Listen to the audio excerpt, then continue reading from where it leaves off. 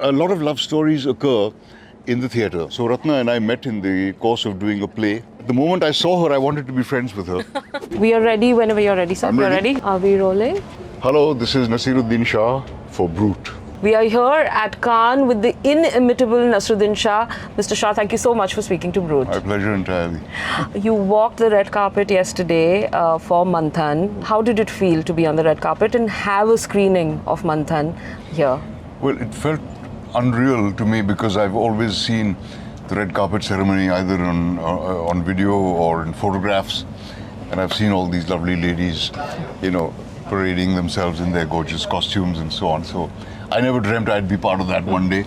So my wife and I decided to keep it as simple as possible, and of course it was a terribly emotional experience because there's so many friends who were in the film. Girish was a friend, and my teacher, of course, he was the director of the FTI. Smita was a dear friend, and so was Amrish. None of them are there any longer, and then so many faces, which one had sort of slipped one's memory, and to see all those people again, people who were. Almost everybody in the unit got dragged in. The makeup man was there in one shot as a policeman. The assistant directors were there. A lot of the villagers were there. A lot of the light boys were part of the village, and I felt very prouder of this film than I've ever felt, and I've always treasured this film very, very dearly to my heart. So it was a very moving experience. I could hardly hold back the tears, and I find that the film has really stood the test of time. And you've led me to my next question, which is this film standing the test of time. After 50 years, a screening like this taking place, what do you think was about this film that has stood the test of time today? It's a truthful picture of a situation which not many people were familiar with. I myself was not. Shyam was, in fact, he'd made documentaries about Operation Flood, and he knew a lot about the cooperative movement. I did not, I have to admit. And in fact, it used to puzzle me when I'd see these files on Shyam's desk saying GCMMF, and I say, what is this GCMMF business? And I realized it was the Gujarat Cooperative Milk Marketing Federation. And I was absolutely thrilled when I read the script, because my first film, Nishant, which was also reasonably successful and a wonderful film too, had not generated any employment for me at all. And when I read the script of Manthan, I said, well, this is something I've got to get my teeth into. This has got meat for me, and this is something which is going to probably make an impact, which sure enough it did. And it kick-started my career, for which I feel very grateful to Shyam. In the movie, in the film, your character is fighting against caste discrimination as well, right? And over a 50-year period, how do you think things have changed versus the character in that film 50 years ago? And today, if you had to play that same character, what would you add? Well, I'd probably play it with a little more awareness of the situation and a little more control over the emotions of the character. Because Ratna, my wife, who was also watching the film, told me, your energy was tiring to watch at times. But I just had to give it everything, throw the kitchen sink at it, because I realized that a lot of my future depended on this film. And no, but to answer your question, right. The caste, the curse of the caste system, unfortunately, still is around and still affects millions of our lesser privileged citizens in our country. And it's a pity that people adhere to it so strongly still. It's not something that is going to be easy to rid people's minds of, the evils of the caste system.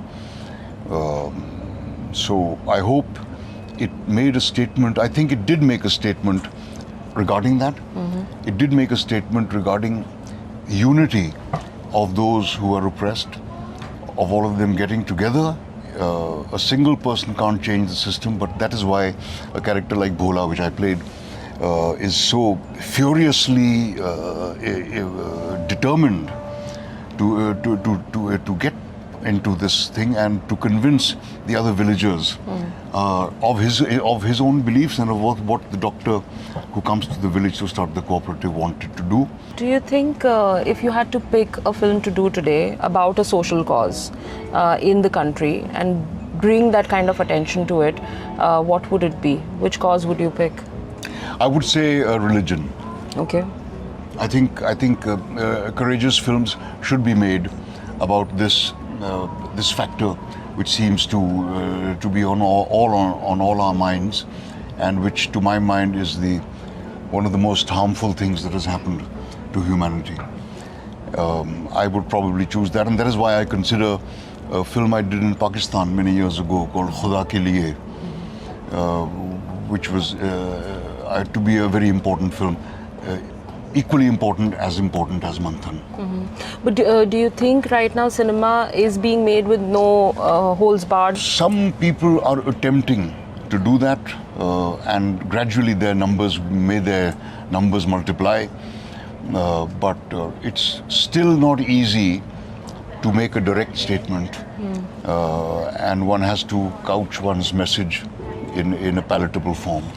Which films do you come to mind that you think in the recent years have pulled no punches? Well, a film like Anubhav Sinha's film Thappad, a film like Nandita Das's Zwigato, and several films made by Anurag Kashyap. Okay. If you had to choose one film today that could stand the test of time 50 years from now, anything comes to mind? Oh, Masoom, definitely. Okay. It has introduced me to 4 generations of children. They're still singing Lakri Ki Kaathi. And it was the first film, it was my first experience of interacting with children. I have to say I wasn't terribly fond of children before that. I wasn't married then. But it taught me how to make friends with children, and the fact that the harder you try, the more they pull away. So if you're really interested in a child, he'll come to you sooner or later. You have to show your interest in other ways apart from baby talking him or trying to tell him how sweet he is and so on. Manthan, Masoom definitely has. I think a film like Nishant also has done that, where it shows which talks about the frenzy of the mob, where they don't distinguish between the victim and the perpetrators of injustice. And of course Manthan. Right. What advice would you give to actors? How do you reinvent yourself after being in a profession for decades? Well, you definitely become better as you get older, provided you haven't fallen into the bog of self-love, which does happen to many of our stars. But it's certainly each day you're a different person, which is why I believe that there is no such thing as the perfect actor, because you get better as you get older. You grow more, you learn more, you change every day, you're exposed to newer things. So my advice to younger actors would be to learn from life, not to join the acting schools, which have sprouted like mushrooms all over the city of Bombay, and which are, for the most part, not doing very much good. I would advise them to be interested in life, to be interested in people, and to understand what makes people behave the way they do. They must dream, but they should also have the capacity to grab at their dreams. I'm down to my last question, and this is on a personal note. Could you tell us your love story in 60 seconds? A lot of love stories occur in the theatre. You'll find even in the West that there are several husband-wife teams in the theatre celebrated. It's not so in cinema, but it is so. So Ratna and I met in the course of doing a play, the first play I did on a professional level in Bombay. Okay. And well, I have to say, she still doesn't believe me though, that the moment I saw her, I wanted to be friends with her. I wanted to get to know her. And in the course of doing that play, I did.